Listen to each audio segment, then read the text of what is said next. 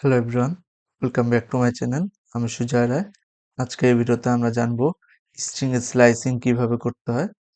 তো স্ট্রিং এর স্লাইসিং জানার পূর্বে প্রথমেই আপনারা স্ট্রিং এর যে ভিডিওটা আছে সেটা দেখে আসবেন, তাহলে এই ভিডিওটা বুঝতে সুবিধা হবে। তো চলুন শুরু করা যাক। আচ্ছা, আমরা ইন্ডেক্সিংটা তো শিখেছি এর আগে, রেঞ্জ ফাংশন ইউজ করতে গিয়ে। তখন কি জেনেছিলাম যে প্রত্যেকটা লেটারের একটা পজিশন আছে। যেমন এই পি এর পজিশনটা হচ্ছে 0 নাম্বার ইন্ডেক্স, ওয়াই এর পজিশনটা হচ্ছে 1 নাম্বার ইন্ডেক্স, টি এর পজিশন হচ্ছে 2 নাম্বার ইন্ডেক্স, এইচ এর পজিশন 3 নাম্বার ইন্ডেক্স, ও এর position 4 number index and N এর পজিশন হচ্ছে 5 নাম্বার ইন্ডেক্স। এখন প্রত্যেকটা ইন্ডেক্সকে আমরা অ্যাক্সেস করব কিভাবে?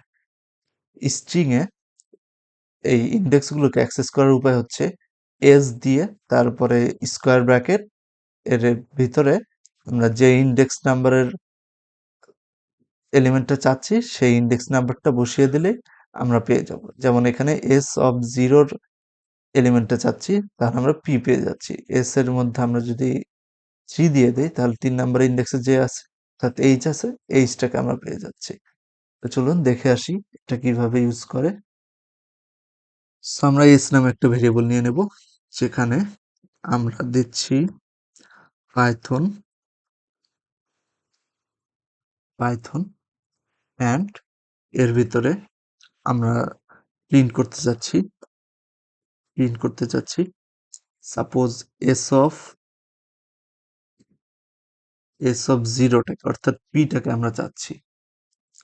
সেখানে যে পিটা আছে 0 নাম্বার ইন্ডেক্সে, সো এটাকে আমরা অ্যাক্সেস করতে চাচ্ছি।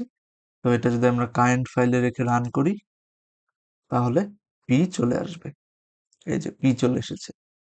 এখন যদি আমরা অন্য কিছু চাই, সাপোজ 3 নাম্বার ইন্ডেক্সে যে আছে তাকে চাচ্ছি, সেটাকে যদি রান করি, তাহলে 8 চলে এসেছে। এবং যদি আমরা একটা ইনভ্যালিড নাম্বার দেই, সাপোজ এটার লেন্থ বেশি হবে না, এটার লেন্থ হবে 6, আমি সাপোজ 8 নাম্বার ইন্ডেক্স চাচ্ছি, সো এটা আমাদেরকে একটা এরর দেবে, string index out of range. অর্থাৎ স্ট্রিং এর যে রেঞ্জটা আছে, ইন্ডেক্সের যে রেঞ্জটা আছে সেটার বাইরে চলে গেছে এটা। সেজন্য এটা আমাদেরকে একটা এরর দেখাচ্ছে। সে এররটা না পেতে চাইলে একটা ভ্যালিড নাম্বার দিতে হবে। আমরা লেন্থ ফাংশন ইউজ করেছি না, লেন্থ দিয়ে কি করা যায়, একটা স্ট্রিং এর লেন্থ কত সেটা জানা যায়। সো আমরা যদি লেন্থ অফ এস -1 দেই, তাহলে কত আসবে? এখানে আমরা একটু যদি খেয়াল করি, তাহলে পি থেকে যদি শুরু করি, 1 2 3 4 5 6, 6টা আছে, লেটার আছে, সেটা দিয়ে একটা ওয়ার্ড হচ্ছে পাইথন। সেই 6টা লেটার থেকে একটা যদি বাদ দেই, মানে 1 যদি বাদ দেই, তাহলে থাকে 5। আর 5 নাম্বার ইন্ডেক্সে কি আছে? এই যে জিরোটা, ওটা আছে।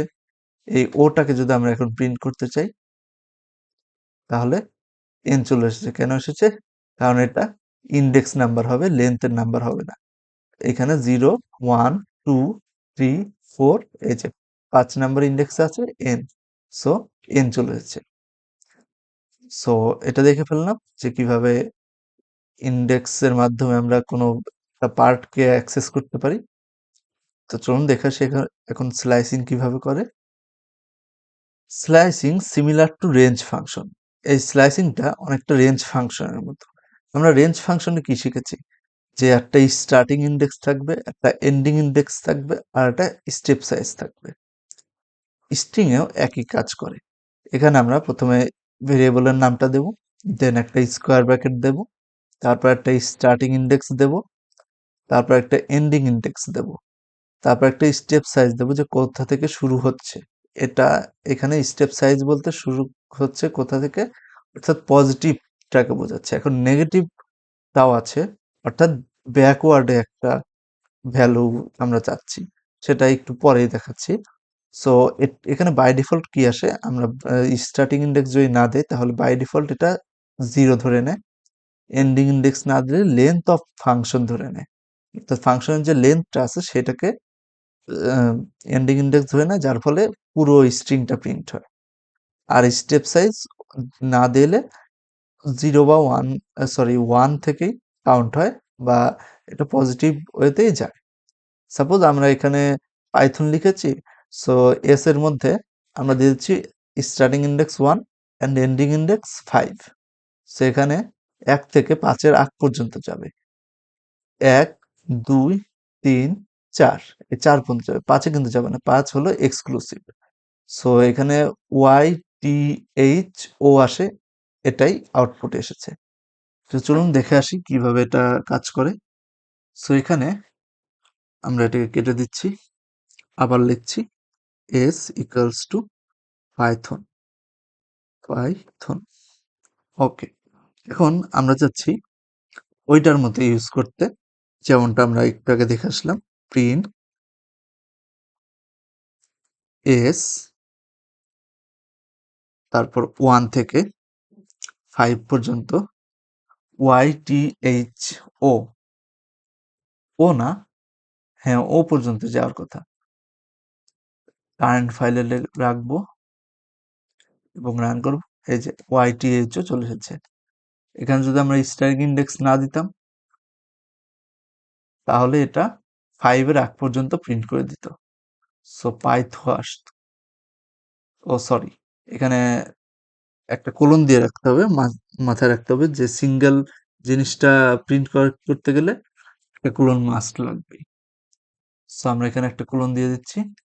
এখন যদি রান করি তাহলে পাইথন চলে এসেছে।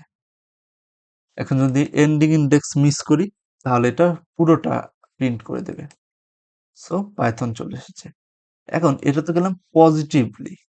এখন যদি আমরা চাই নেগেটিভলি, পজিটিভলি বলতে যে বাম থেকে আমরা ডানে গেলাম। এখন যদি ডান থেকে কোনো একটা নাম্বারকে বা ওয়ার্ড লেটারকে অ্যাক্সেস করতে চাই, সাপোজ এই এনটাকে চাচ্ছি কিন্তু আমরা ব্যাকওয়ার্ডে কাউন্ট করতে চাচ্ছি, তাহলে কিন্তু আমরা দিয়ে দিতে পারি সাপোজ 1 থেকে 5 পর্যন্ত, কিন্তু একটা কোলন দিয়ে দিতে পারি -1। সেটা আমরা যদি পিছন থেকে চাই তাহলে -1 দিতে হবে।